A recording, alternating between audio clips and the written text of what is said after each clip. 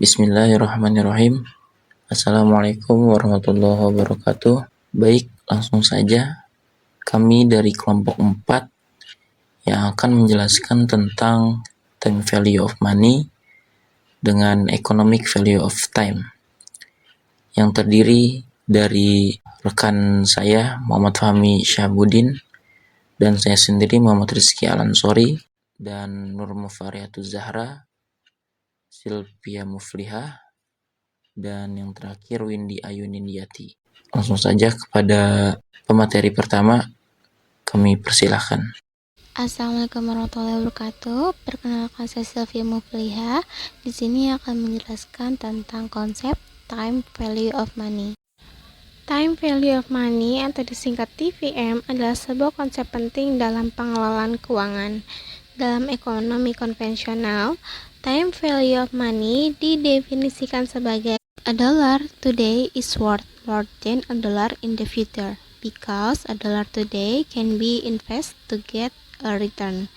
Yang artinya $1 hari ini lebih bernilai dari $1 di masa yang akan datang, karena dolar hari ini dapat diinvestasikan untuk mendapatkan kembali. Hal ini dapat digunakan untuk membandingkan alternatif investasi dan untuk memecahkan masalah yang melibatkan pinjaman, sewa, tabungan, dan anuitas. Adapun rumusan dalam menghitung TVM yaitu FV sama dengan PV dalam kurung 1 ditambah I tutup kurung N.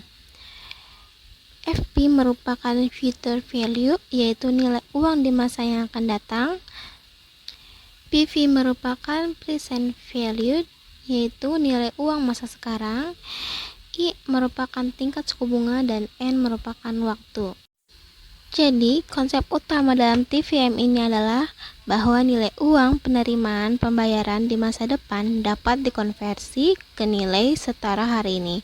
Sebaliknya, kita dapat menentukan nilai uang yang akan tumbuh di masa depan. Assalamualaikum warahmatullahi wabarakatuh. Perkenalkan, nama saya Windy Nindiyati. Di sini saya akan melanjutkan pembahasan mengenai contoh dari time value of money itu sendiri. Nah, sebelumnya itu kita berbicara mengenai kalau dulu mungkin kita bisa berbelanja lebih banyak barang daripada sekarang. Dengan uang 1 juta dulu bisa mendapatkan 20 baju, tapi sekarang uang 1 juta hanya bisa mendapatkan 10 baju saja. Jadi meskipun angkanya sama tapi nilainya itu sudah berbeda. 1 juta dulu nilainya itu lebih besar daripada 1 juta yang sekarang. Langsung masuk ke contohnya, yaitu harga baju saat ini misalnya Rp100.000. Nah, akan jadi berapa harga baju tersebut pada 10 tahun mendatang jika harga baju mengalami kenaikan 5% setiap tahunnya. Nah, kita dapat menghitung harga baju tersebut di masa depan dengan cara perhitungan menggunakan rumusnya, yaitu nilai uang masa depan sama dengan nilai uang sekarang dikali 1 ditambah tingkat bunga dipangkatin jangka waktu. Nah, jadi nilai uang di masa akan datang sama dengan 100.000, yaitu harga baju saat ini dikali 1 ditambah 5%. 5% itu adalah kenaikan harga baju tersebut setiap tahunnya, dipangkatin 10, yaitu 10 itu adalah jangka waktunya, yaitu sama dengan kita hitung dulu 1 ditambah 5%, yaitu 1,05. Kemudian 1,05 dipangkatin 10 menjadi 1,629. Kemudian 1,629 ini dikali Rp100.000, yaitu Rp162.900. Jadi harga baju di masa yang akan datang yaitu Rp162.900. Nah, ini adalah salah satu penerapan dari perhitungan TVM itu sendiri.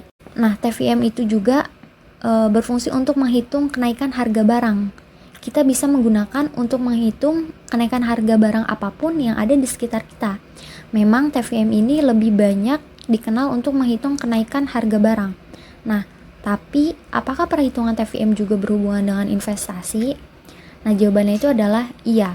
Perhitungan TVM juga bisa menghitung jumlah uang kita di masa depan ketika kita melakukan investasi.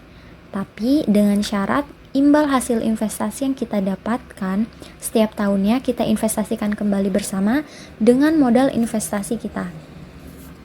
Nah, contohnya, bagaimana jika uang 1 juta yang kita miliki kita investasikan dengan imbal hasilnya itu 5% per tahun, yaitu nilai uang di masa akan datang sama dengan 1 juta rupiah dikali 1 tambah 5% dipangkat 10. Nah, cara hitungnya itu adalah pertama 1 tambah 5% sama dengan 1,05, kemudian 1,05 dipangkatin 10, yaitu 1,629, kemudian 1,629 dikali 1 juta rupiah, yaitu 1.629.000 rupiah. Nah, jadi hasil uang yang telah kita investasikan yang awalnya 1 juta itu pada masa yang akan datang uang kita itu menjadi 1.629.000 rupiah. Nah, ternyata jika kita menginvestasikan uang kita tetap bisa membeli 20 baju di 10 tahun yang akan mendatang. Karena apa? Meskipun harga baju mengalami kenaikan, uang kita juga bertumbuh karena kita telah melakukan investasi gitu kan. Kita telah menginvestasikan uang tersebut. Nah, dari kedua contoh penerapan ini, kita belajar bahwa kita bisa menggunakan cara perhitungan TVM, Time Value of Money, untuk mengetahui jumlah uang kita di masa depan akibat dari kenaikan harga ataupun dari adanya pertumbuhan investasi. Nah, jadi kesimpulannya itu adalah uang kita di masa sekarang memiliki nilai yang lebih tinggi daripada di masa depan. Kalau kita ingin membuat nilai uang kita sama di masa sekarang dan masa depan, kita harus berinvestasi sehingga uang kita terus bertumbuh. Terima kasih. Wassalamualaikum warahmatullahi wabarakatuh. Baik, untuk penjelasan selanjutnya akan dijelaskan oleh saya, Nur Mufarihatu Zahra, yaitu tentang 2 alasan dari teori konvensional terhadap time value of money.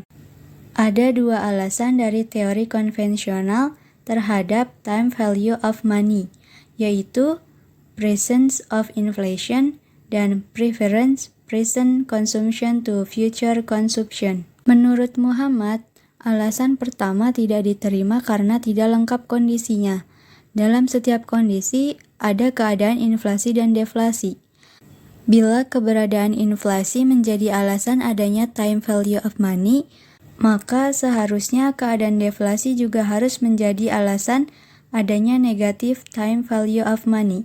Dengan demikian, selama ini hanya ada satu kondisi saja, yaitu inflasi yang diakomodasi oleh teori time value of money, sedangkan kondisi deflasi diabaikan.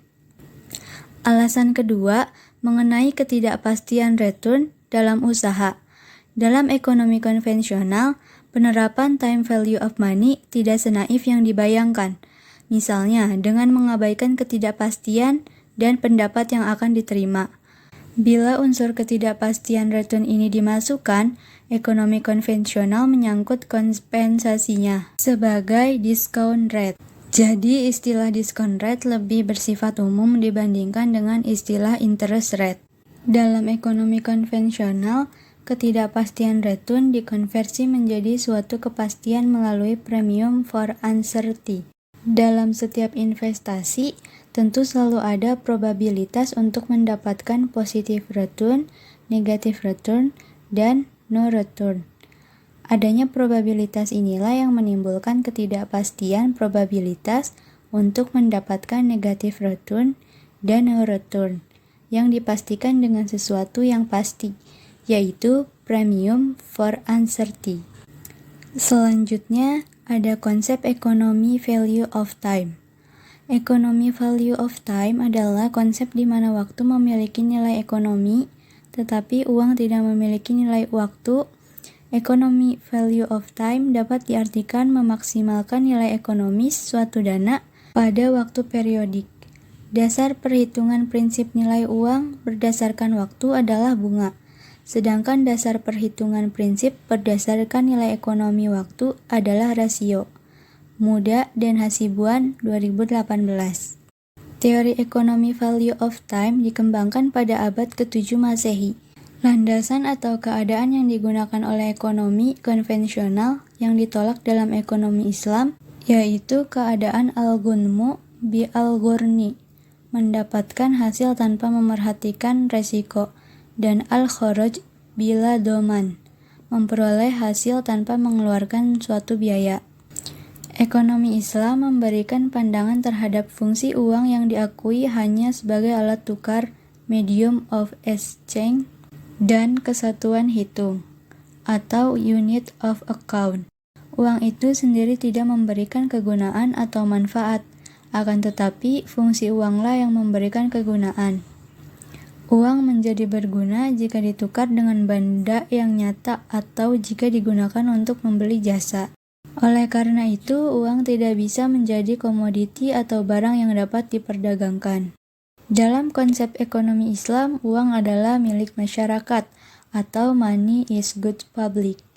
Barang siapa yang menimbun uang atau dibiarkan tidak produktif, berarti mengurangi jumlah uang beredar yang dapat mengakibatkan tidak jalannya perekonomian. Jika seseorang sengaja menumpuk uangnya, tidak dibelanjakan, sama artinya dengan menghalangi proses atau kelancaran jual beli. Implikasinya, proses pertukaran dalam perekonomian terhambat.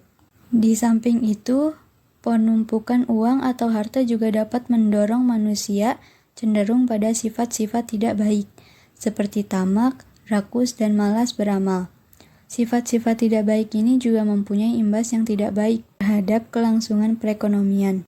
Oleh karenanya, Islam melarang penumpukan atau penimbunan harta, memonopoli kekayaan, sebagaimana telah disebutkan dalam Quran Surat At-Taubah ayat 34 dan 35.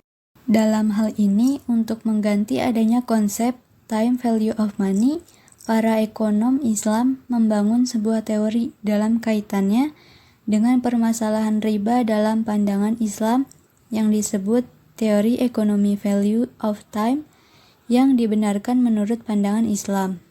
Inilah maknanya ajaran Islam yang menganjurkan menggunakan konsep ekonomi value of time. Artinya, waktulah yang memiliki nilai ekonomi, bukan uang memiliki nilai waktu. Islam tidak mengenal konsep time value of money, tetapi Islam mengenal konsep ekonomi value of time, yang artinya bahwa yang bernilai adalah waktunya itu sendiri. Islam memperbolehkan pendapatan harga tangguh bayar lebih tinggi daripada bayar tunai. Yang lebih menarik adalah dibolehkannya penetapan harga tangguh yang lebih tinggi. Itu sama sekali bukan disebabkan time value of money, namun semata-mata karena ditahannya aksi penjualan barang. Assalamualaikum warahmatullahi wabarakatuh.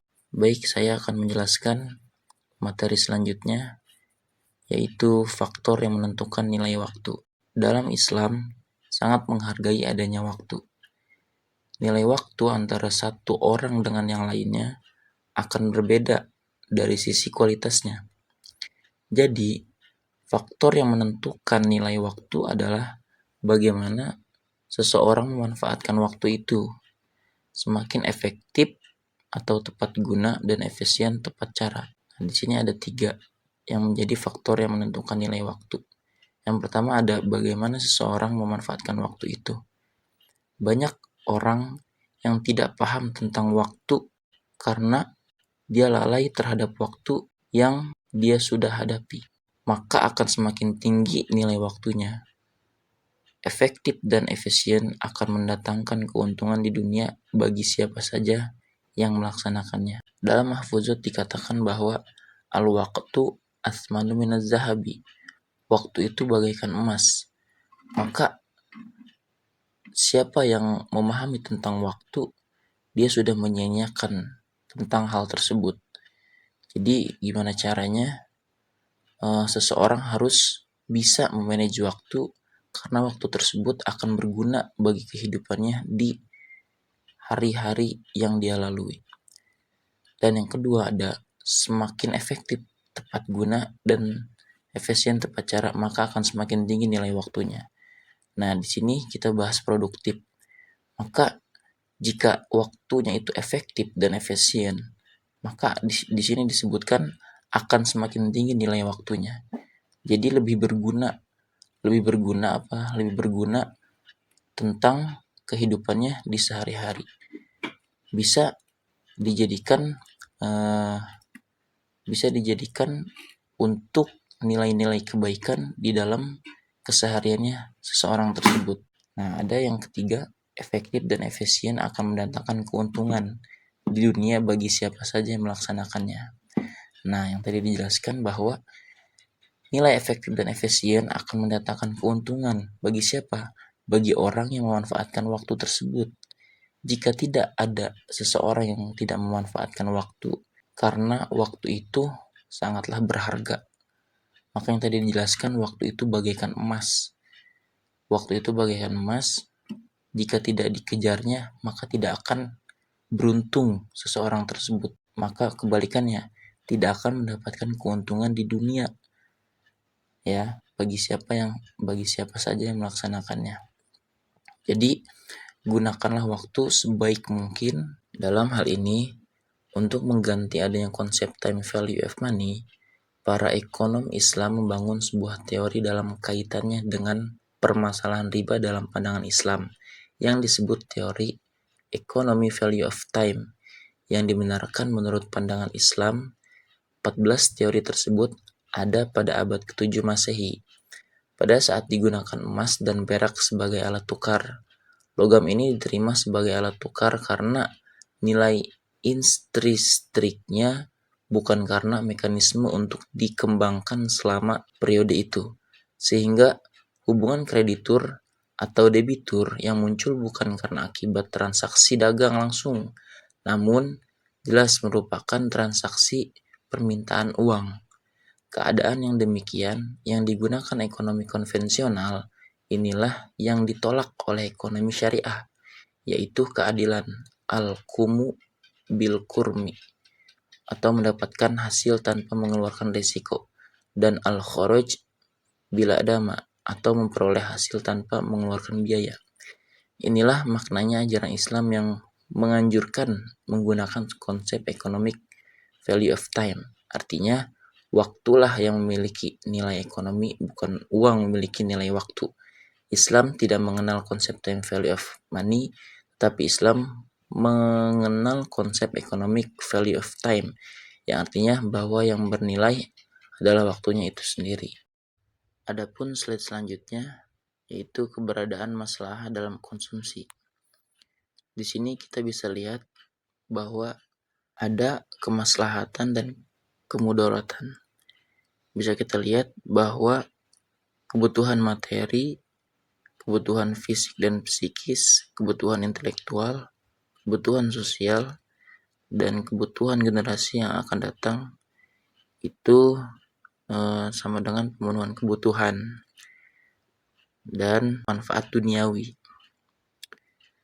Nah, ada pula kehalalan produk, niat ibadah atau kebaikan yang bisa dibilang berkah.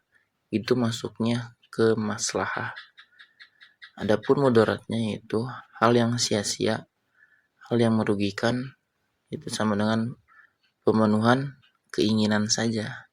Jadi itu bisa dibilang mudarat yang memiliki waktu namun tidak dipakai dengan sebaik mungkin. Jadi sia-sia dan bisa menjadikan kerugian dalam kehidupannya sehari-hari. Perilaku ekonomi atau economic behavior sangat ditentukan oleh tingkat keyakinan atau keimanan seseorang atau sekelompok orang yang kemudian membentuk kecenderungan perilaku konsumsi dan produksi di pasar. Ketika keimanan ada pada tingkat yang cukup baik, maka motif berkonsumsi atau berproduksi akan didominasi oleh 3 motif utama di maslahah, kebutuhan, dan kewajiban. Ketika keimanan ada pada tingkat yang kurang baik, maka motifnya tidak didominasi hanya oleh 3 hal tadi, tapi juga kemudian akan dipengaruhi secara signifikan oleh ego, rasionalisme atau materialisme, dan keinginan-keinginan yang bersifat individualitas. Ketika keimanan ada pada tingkat yang buruk, maka motif berekonomi tentu saja akan didominasi oleh nilai-nilai individualitas atau selfness, ego, keinginan, dan rasionalisme. Baik, cukup sekian penjelasan dari saya. Slide selanjutnya akan dijelaskan oleh rekan saya. Terima kasih. Assalamualaikum warahmatullahi wabarakatuh. Saya Muhammad Fahmi Syabuddin izin melanjutkan presentasi yang telah disampaikan oleh peserta sebelumnya. Di sini saya akan menjelaskan slide terakhir yang berisi perbedaan TVM dan juga EVT. Time value of money dalam konsep uang, time value of money ini dianggap sebagai komoditas. Sedangkan economic value of time ini menggunakan konsep uang itu hanya sebagai alat tukar. Lalu apalagi perbedaan ini dalam kontrak kerjasama. Time value of money, kontrak kerjasamanya itu berdasarkan bunga. Sedangkan economic value of time ini kontrak kerjasamanya berdasarkan nisbah bagi hasil. Manajemen risiko dalam time value of money ini tidak peduli dengan risiko usaha. Jadi manajemen risikonya tidak peduli dengan risiko usaha. Sedangkan dalam economic value of time ini, dalam manajemen risikonya ia sangat mempertimbangkan risiko. Lalu perbedaannya lagi dalam orientasi. Dalam orientasi time value of money ini berorientasi kapitalisme. Sedangkan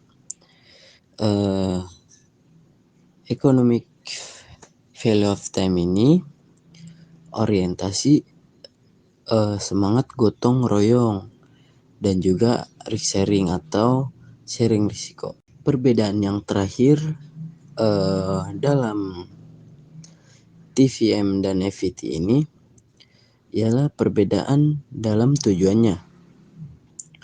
Tujuan TVM ini itu hanya untuk kesejahteraan dunia saja. Sudah jelas ya, hanya untuk kesejahteraan dunia saja tujuannya. Sedangkan economic value of time ini memiliki tujuan falah, kemenangan atau kesejahteraan dunia dan akhirat. Baik, terima kasih. Sekian penjelasan dari kelompok kami. Kurang lebihnya mohon maaf. Wallahul muwaffiq ila aqwamit thoriq. Wassalamualaikum warahmatullahi wabarakatuh.